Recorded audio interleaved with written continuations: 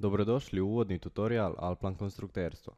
Prije samog početka armiranja potrebno je pripremiti crtež, odvojiti crteže za presjeke i 3D armaturu u strukturi građevine. Zatim ćemo proći mogućnosti, što je sve moguće mijenjati unutar mogućnosti, kako promijeniti standard prema kojem će Alplan armirati, prikaz armature, maksimalnu dužinu šipke i sl. Pa započnimo sa pripremom crteža. Prvo je potrebno isključiti sve nepotrebne slojeve. Desnim klikom u prazan prostor na alatnoj traci dodajemo karticu sloj na paletu.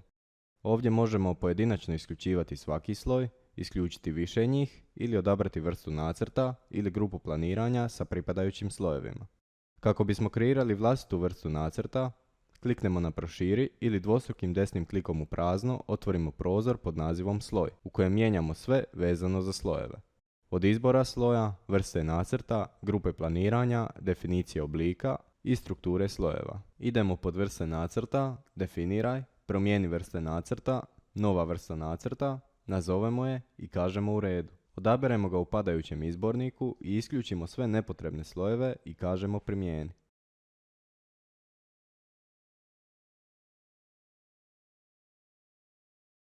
Sad je samo potrebno odabrati našu novokreiranu vrstu nacrta i svi njeni slojevi će biti prikazani. Nakon odabira vrste nacrta, potrebno je stvoriti odvojene crteže za presjeke i armaturu. Otvaramo strukturu građevine i dodijelimo crteže u koje ćemo postavljati 3D armaturu stupa, zida, grede i ploče.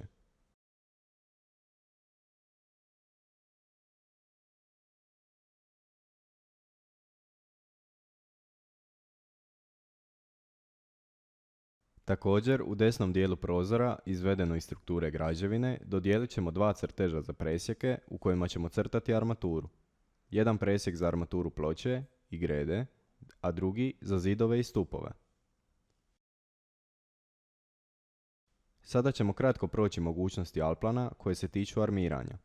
Idemo pod armiranje, s desne strane nalaze se opcije u kojima možemo mijenjati standard, klasu betona, način armiranja koji može biti 2D ili 3D, obavezno ostaviti kvačicu jer inače nećemo imati 3D armaturu. I još par postavki vezanih za klasu i dimenzije šipki i mreža. Ovdje biramo prikaz oblika savijanja i poprečnog presjeka.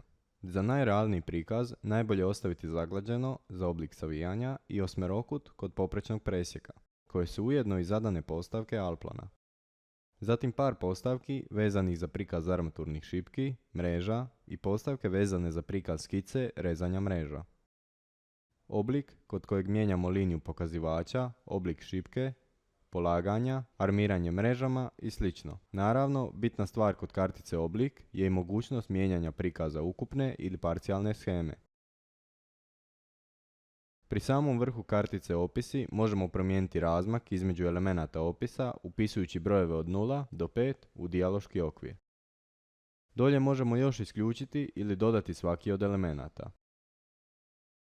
Još možemo promijeniti neke dodatne opcije kod armiranja mrežama i sheme. Kod prikaza armiranja možemo promijeniti prikaz polaganja do i od određenog broja šipki. Biramo između prikaza svih šipki, srednje šipke i serije šipaka. Bitno je još spomenuti karticu animacija kod koje možemo promijeniti boju prikaza pojedine pozicije, bilo to šipki ili mreža. Hvala vam na pažnji i ugodan rad uz Alplan.